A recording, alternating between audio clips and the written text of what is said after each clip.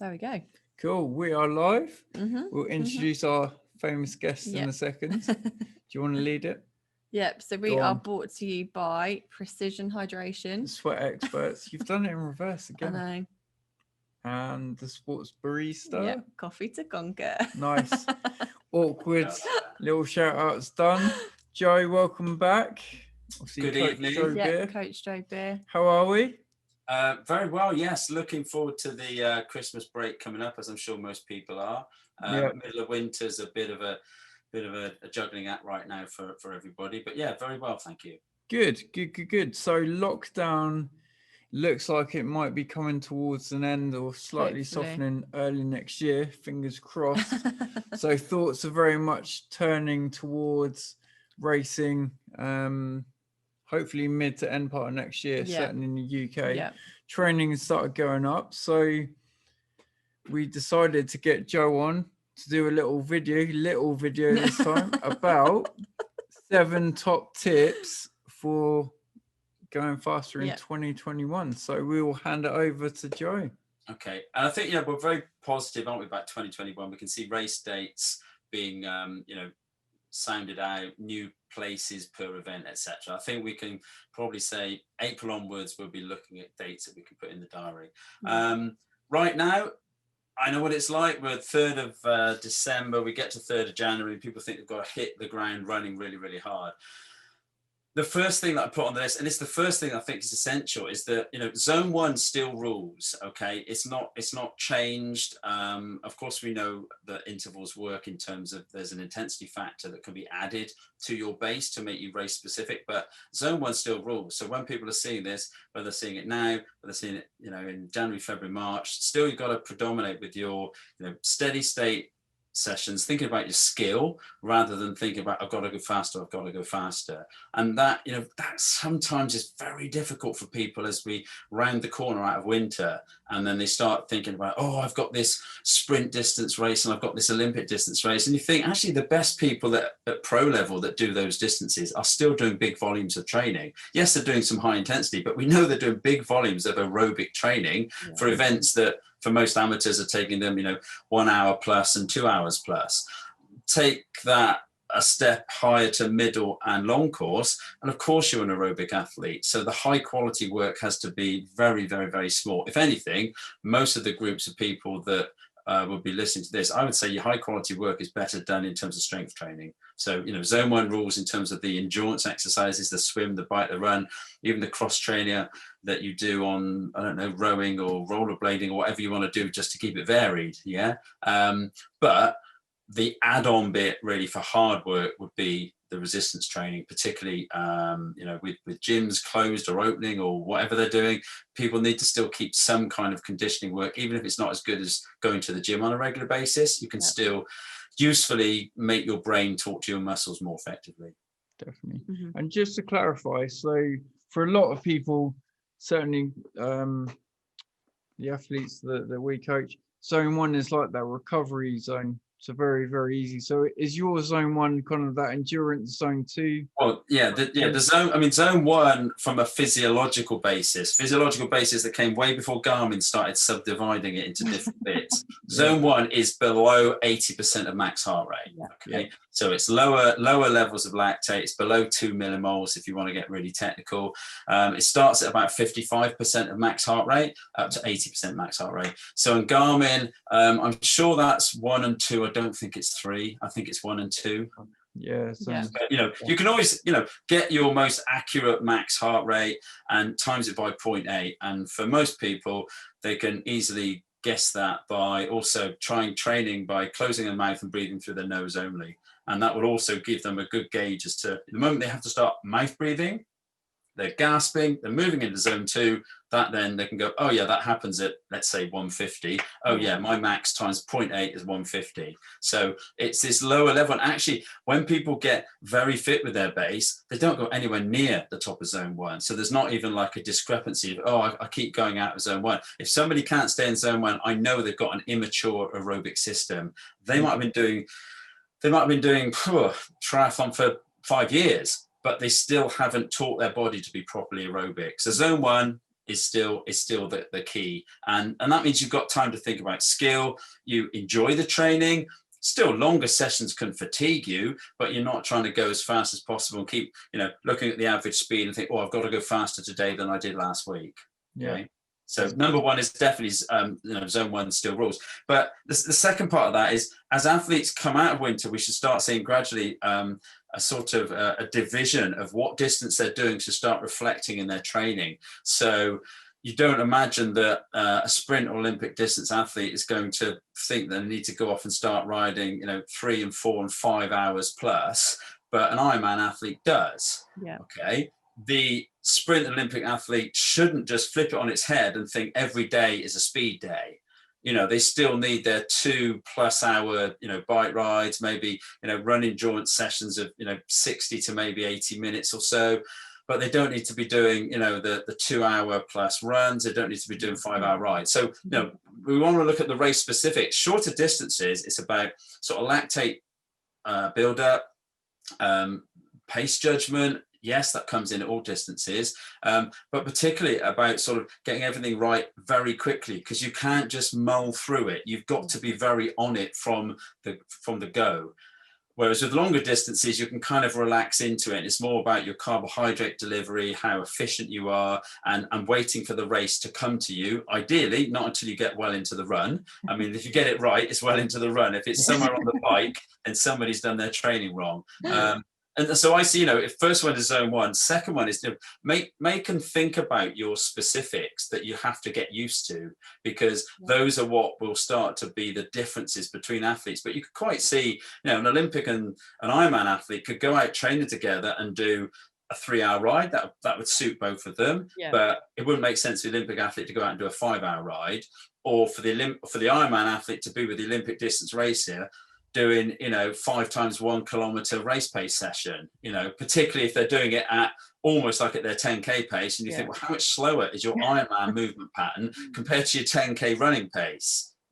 So get specific, but not for a long time. For most people, well into the kind of March kind of pre-season transition point, where you start to say, right, your aerobic base should mean you're getting quicker, but you then need to start dividing out. It doesn't take long for that division of things, certainly for the shorter distance races, for them to start seeing that speed comes on, because by then they've got a very mature and also what I would call like an opening aerobic fitness, because we're getting to the spring, at which point anyone can be fit at that point. You can't be very fit or can't be super fit right now. So wait for that to happen and then get more race specific as you build towards your events. And then that's it, isn't it? Just being patient with the trust. I think we said last time, trust in the process and just allowing it to develop nice and easy and not forcing it. And it does, January, February, March, April, if you're doing the base work, you will see an improvement in speed. I mean, that's quite clear. You will see the speed getting quicker, not because you force it, but because we're coming out of winter. Now it's physiologically difficult. I've got people that, they'll measure their benchmark and they're like, I'm about 25 watts down compared to the summer. You're like, we don't expect you. And that's not because they've suddenly stopped doing quality work. It's because we're in the middle of winter. So it's not the greatest of times for people to be at high performance. Find if you can keep in the sun or disappear to sunny places. But in in the UK right now, we're in midwinter, and trying to pretend outside that everything else isn't winter. The trees and the animals and stuff are all going, it's winter. I mean, we can't pretend it's not, But I guess, that's just a little bit of thought. And the biggest kind of, I think I've done it wrong, is when people have tried to go too quickly into that transition phase of trying to get race specific. Come January, jumping on the turbo, trying to do, threshold intervals every week until they get to the first event in April. And it's like, jeepers creepers, that's a heck of a long time to be pushing yourself that hard and thinking that actually you're adding anything on. You've still got lots of base to build. And as the volume goes up, you can get fit without actually not even really touching that top end for a long time. Definitely. Yeah. 3 people that like this, because this is the gizmo one where you can throw some money at it now, rather than just plan it on a piece of paper. And this is like using power. actually using power both on the bike and now increasingly on the run, what you see is you can deliver sessions a bit more precise. This isn't a 7 ways to get quicker for for sort of a beginner. This isn't beginner stuff. This is expert stuff. And power, when we see how well you can certainly pace races, you can get a much better idea in training of how to deliver just the right amount of work, and lo and behold, you get just the right amount of heart rate. Yeah. And you get better at being very, you don't want this sporadic kind of pace movement stuff. Okay, the sprint bike leg kind of athletes, the ones with very short draft legal stuff, have to have a little bit of an ability to sort of sprint and jump. But a lot of that is genetic. That snappy sprint capability isn't amazingly trainable. I mean, if you can't sprint, try and teach somebody how to sprint. It's very, very difficult. That neural system is there or it isn't. You can certainly get better at judging for how far you can go hard, i.e.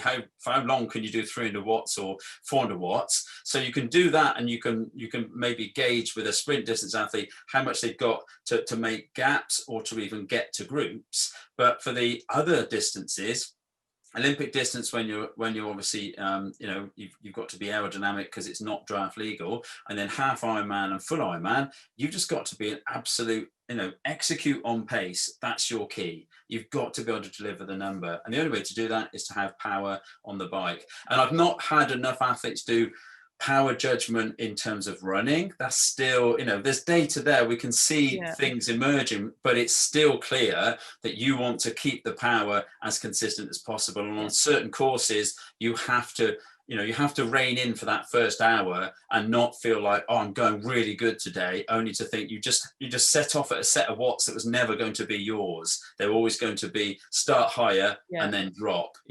It's I would say with biking, I could tell somebody what's the best number. At the moment, running, there's still a little bit of negotiation in what that number would be. And hence some races are literally, put the stride on your shoes and we'll get the data afterwards, but you've still got to execute a good race. But we can see afterwards how well you executed, rather than saying you've got to run out at 200 watts and they say, well, are you sure? I'm not sure that number's right. Sometimes power systems do enable us to see later what we learned in effect, because then somebody can say, oh, I ran really consistent, and if the power goes left to right downwards, you're like, well, you clearly didn't. So it can tell truths in the end. Absolutely, and that's it's more metrics to be able to feed back to athletes, isn't it? So but never, there's some quite simple ones. People don't need to go into every training session and try and see, how many watts am I doing, and am I doing it? Look, if you're in zone 1, you could be low zone 1 at 40% of peak power. You could be high zone 1 just about probably 55% of peak power, and yet it isn't always better to be at that top end. Sometimes I'm getting people this time of year, look, you're just going too hard on those sessions. They can still just about stay in zone 1, but it's just too hard. And it's like, that's not the point. You can't push every session. And power's a lot better at showing when people get it wrong. Heart rate, you can get it wrong, but your heart rate's still going up because you're inefficient. Whereas if you get it wrong with power, it will drop and it will say, look, you just can't do what you started out doing. Even though heart rate through heat buildup, through inefficiency, through maybe even lack of hydration, heart rate could still be up or even climbing, yet the power could be going the other way. Yeah.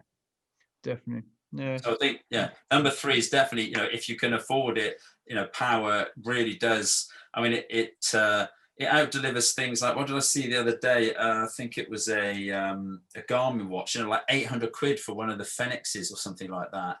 I mean, it was just, and I was like, I don't get it. I don't see what you're going to get from that you're not going to get from a watch literally, a third of the price or less. And I think people have got to really be clear that when they're buying these things, that it's not just a whim, that they don't end up using, 9/10 of the statistics on it anyway, and then look at other things that they can do in their performance. Everything from your swim goggles to your run shoes has always got to be upkeep, and you've got to keep that equipment going. And to have a fancy watch that doesn't really do anything for most parts of your training and racing isn't really a good use of money. So I think we can always mention these things, and we think people will sometimes say, do I really need this upgrade of wheels that's going to give me 2 watts, or could I actually spend a lot more on my race nutrition? Yeah, definitely. Well, Yeah. it's that, I mean, we love the watt bikes, Yeah. but it's the Yeah. same with that. You know, I get clients that say, "Oh, thinking about buying a watt bike," and it's like, but really, what purpose have you got to need to see all of that data when actually we can just do that Yeah. very simply with what you've already got, you know? Yeah, yeah. Yeah.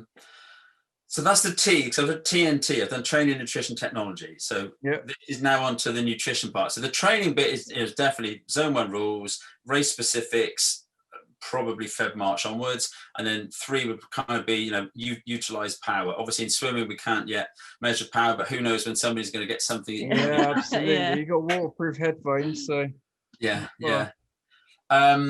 So the first part of the sort of nutrition, which is number 4, would be loading. And some people might be aware of sort of the nitrate loading. So that would typically be the beat it shots that were kind of, Yeah. I think they're not made that far from you, aren't they? Beat it, I'm sure. they're close. So, Yeah, yeah, Ipswich. yeah. I think I thought so. Yeah. yeah, the one And now above. SIS have got versions of nitrate that don't use beetroot. They use rhubarb and a herbal base. Okay. Great for people that don't like rhubarb, because the problem with people that do like rhubarb is like, I can't nitrate load, I can't stand the stuff.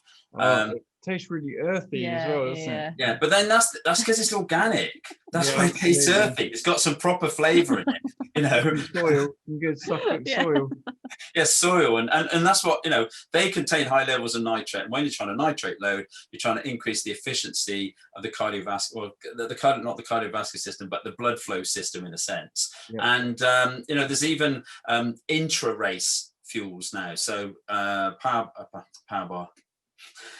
Science in Sport, get my brands right. Science in Sport, I've got so bars and also a drink that you take during the race, because with the longer races, nitrates would decline even if you loaded up to the race. So actually taking it in during sections of the race on the bike to increase that nitrate level through the race. Yeah. That's a completely new thing. You know, people have not thought about taking nitrates on. It's an emerging area. There's still not a lot of science on exactly how quickly that decline happens, but most of the improvements have been shown with, you know, time trials and short distance efforts. And what is believed is that as longer races go on, just those nitrates will decline. They would sort of subtly disappear. So you then need to load up to keep this kind of 2-hour window kind of movement of nitrates through the body. So that could be a potentially new thing. You know, the classic loading, i.e. the carb loading, less relevant clearly for your sprint races. They don't need it. Olympic would, because you've got a 2-hour event. You've only got each individual bit is, you know, what, 20 to 30 minutes, you know, 1 hour to 1 hour 20, and then I don't know, you know, 30 to 50, 60 minutes. So each of them doesn't seem like they're really long, but you put them all together and you've got the over 2-hour event, which would suggest therefore carbo loading for the Olympic distance, absolutely for middle and long course. And I think, you know, carb loading is something that people sort of talk about, but they never really do it properly. They don't realize how many carbs they need. They need to also be decreasing their training to not be taking out glycogen on a daily basis. And part of the carb uptake is having enough liquid, because 2 parts water to 1 part carb. So you've got to be on quite high fluid intake, probably with a fair amount of salt in it as well. Particularly the longer races, people have always talked about salt loading. So actually, you know, for longer distances, your salt, carb and water loading all in one. And if you don't get that right, you can have a sort of a fairly flat race where you don't quite realize your potential. And people are always conscious when you carbo load and you do it properly, you start gaining weight, you feel uncomfortable, you feel, you know, a bit like I've done no training, but I just keep on eating. But then, you know, you ask people to do that right and they have the best race they've ever had. So there's a psychological component, I think, why people don't get it right, but it's clearly one of the cheapest, easiest ways to make a performance improvement. Yeah, absolutely. Yeah. So yeah, loading, and I think loading is perhaps something that people, you know, it doesn't make up for your training. That's the key thing. But if you look into the science, there's loading, certainly like creatine loading as well, particularly for off-season strength training. You know, we know that improves strength. Plenty of triathletes that were scared of putting on weight have said, actually, I respond really well to it. I feel really strong. In the off season, I don't mind if I'm a kilo or 2 over what I think I should be, but I feel really great. And it's like, there we go. That's what the science would suggest. Yeah. It just, when we get into this area, certainly of specific supplements, some people are uncomfortable about taking stuff. They're like, oh, but is it natural? And it's like, well, define natural. Define natural. Is doing an Ironman natural? Is it or isn't it? And then there's, you can get carbs from different sources. You can obviously get creatine if you're a steak eater, and there's various ways that you can kind of, put it onto a justification as, is it legal? Yes, it is. Do you feel that you want to do it? Well, that's an individual basis on cost and on moral kind of standpoint. Some people say, oh, that's all getting too serious. I'll just, take a multivitamin. That's the limit of my nutrition intake. And others will say, right, if it's, 5 grams of this once a day, I'll do it because I feel good on it. So no, it's good. Definitely for strength training for endurance athletes. Yeah. Recovery, Oh, absolutely, it does. Yeah. And for the strength training, the stack of studies for creatine improving strength is huge. And in every muscle contraction, you use creatine phosphate. So a lot of people notice even their endurance sessions go better because they just have suboptimal levels of creatine. They take it and go, wow, I just seem to be really strong at the moment. It's like, there we go. You don't want to be weak. You want to feel strong. Yeah, definitely. I suppose number 5 is it's a kind of an add-on to that. It's sort of the supplementation and the eating smart. So this time of year, a lot of my athletes that get blood profiled, they go on to vitamin D because it's clear that they cannot keep vitamin D status up high enough. Just even with a great summer and lots of outdoor training, they never keep it up. Things like certainly essential fatty acids through fish intake, or people taking cod liver oil. I mean, it's got the word essential at the front of it, so it's a pretty good clue as to we need it. And then I think blood profiling to just find out that athlete is healthy. We'd love to say we all eat the perfect variety of foods and hit everything right, and we never overtrain, and we always get enough sleep, and nothing's wrong. And you look at most people's, and it's like over 80%, they will be okay. But there's things that you come up and you're like, right, okay, it could be somebody's testosterone, which would suggest very hard training for too long. It could be something just short term, like hydration, or something like cortisol showing stress. But that's the only way to look inside the athlete and find out all the things they think they're taking and doing. Are they actually doing good, or are there massive things that are just really holding them back? And sometimes you can find huge things that people never really knew. That on the outside they look okay, but they're they're really suboptimal. And for what works out over the year, 300 pounds or so. I mean, yes, it's money, but you're looking after your health as well. And I think that's central to making sure you're ready to race. 100%. Well, and training, because going back to the Garmin stuff, the unproductive training and stuff, if you don't know how much stress you're under and what hormones might be high or low, it makes the job of a coach really, really difficult, doesn't it? I think. I like people to do it because it makes our job easier, because you can pick up when somebody is far more tired than they would admit, or that they even realize. Because it will do it based on their on their age group and what the levels should be. And the moment it's not right, it's not right. There's no like, oh well, that's kind of like I can make up for that. No, the best athletes I know, the best elite athletes get blood profile because they know they're on a very, very fine line. And it's the same thing. You don't want to train thinking actually my body is starting already behind, in effect. Some of these things are just better rest, better nutrition, and the person can improve their training. Not more training, better rest and nutrition. Bingo. You start to, it might even be sleep. Then they start to improve. Their normal thing would be, I'm not improving, right, I need to train harder or do more. And I think with blood profiling, you get a sense of, okay, what's the background status of this person? If it's 8 or 9 out of 10 of them are okay, great.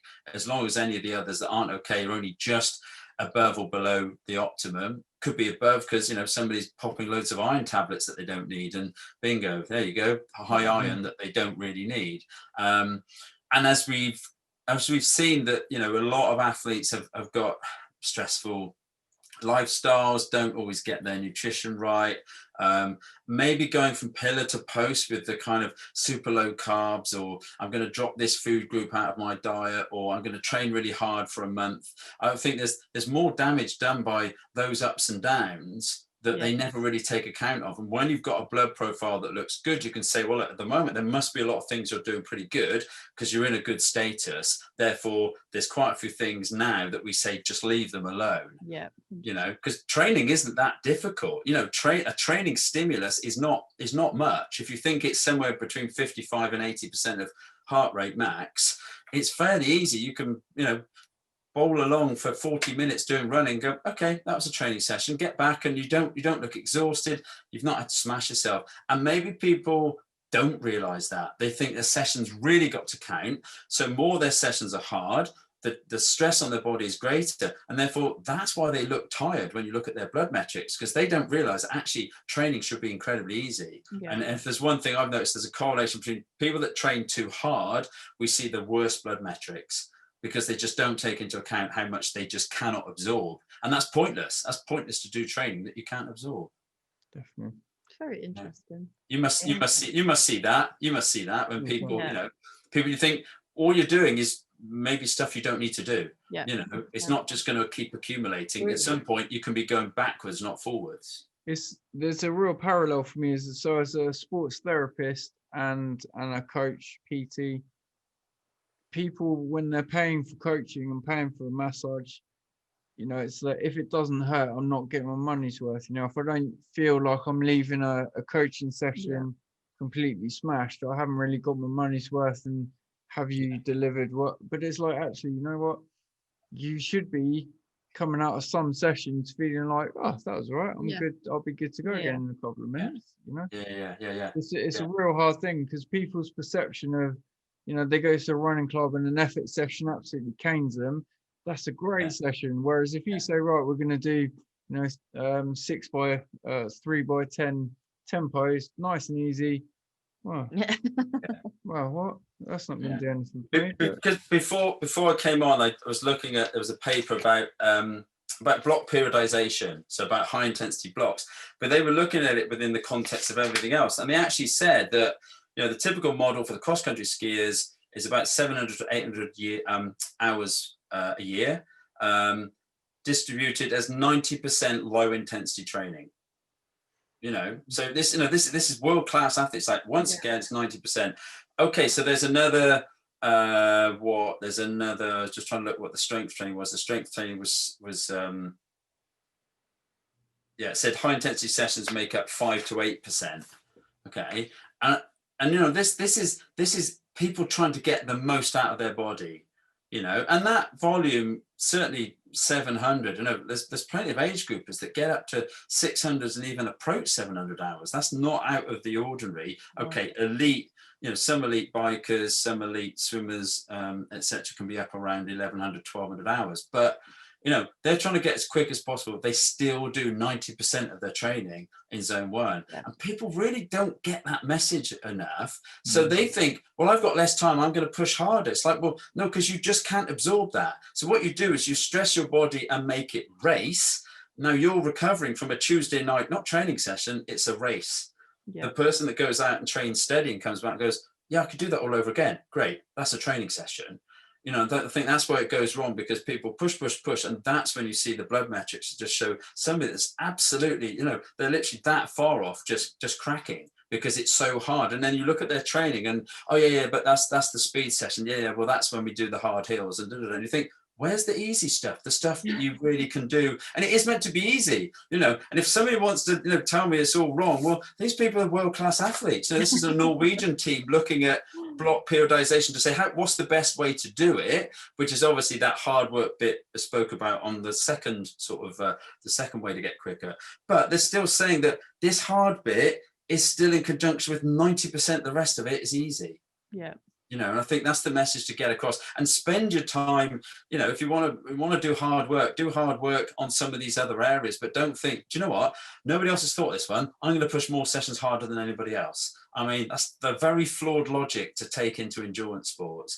On to 6, right? This is the one, saving watts.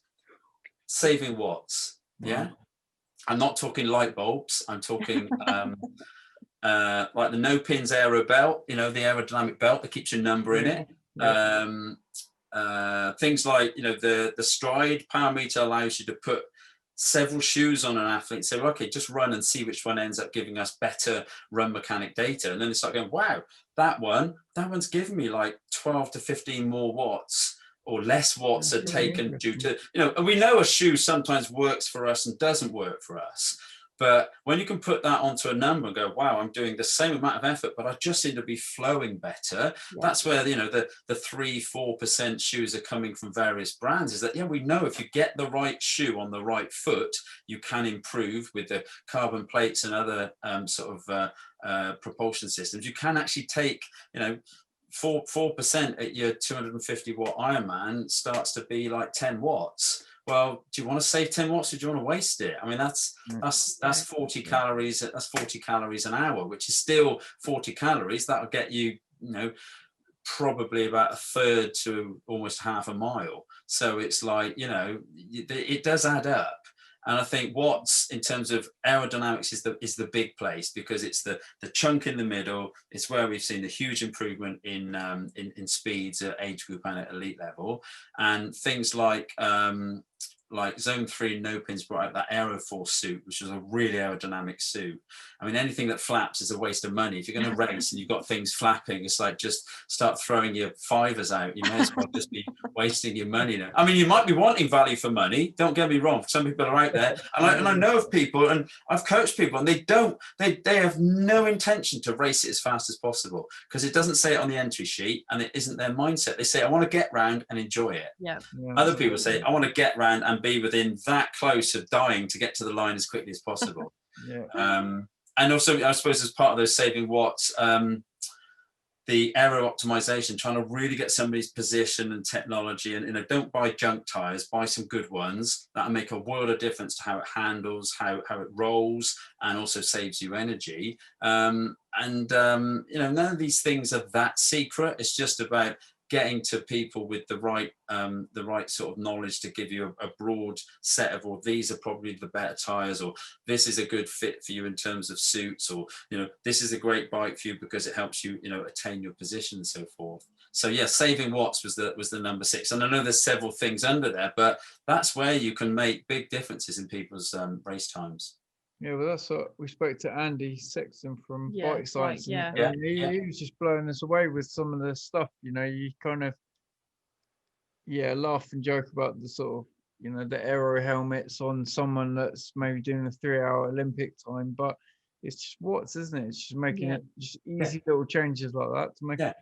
And if you're taking longer time, you clearly haven't got a big enough engine to override the wind.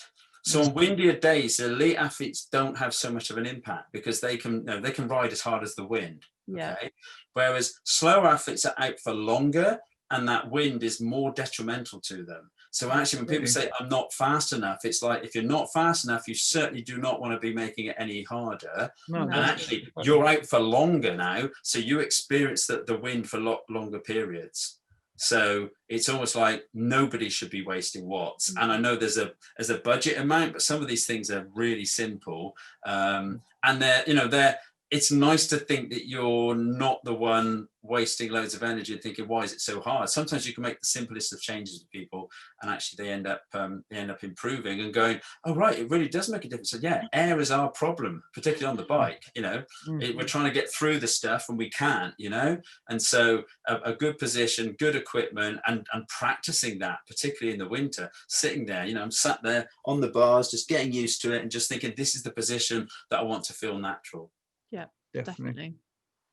Last but not least, but my little kind of like geeky bit, if the rest hasn't been already.